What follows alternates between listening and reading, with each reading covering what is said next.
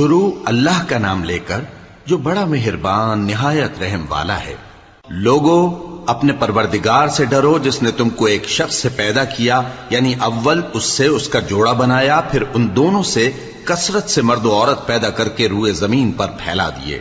اور اللہ سے ڈرو جس کے واسطے سے تم ایک دوسرے سے حقوق کا مطالبہ کرتے ہو، اور قطع رحمی سے بچو۔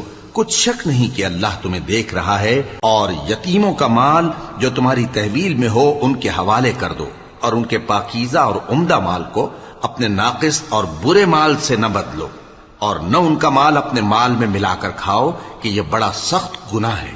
اور اگر تم کو اس بات کا خوف ہو کہ یتیم لڑکیوں کے بارے میں انصاف نہ کر سکو گے تو ان کے سوا جو عورتیں تم کو پسند ہوں، 2 یا 3 یا 4 ان سے نکاح کر لو۔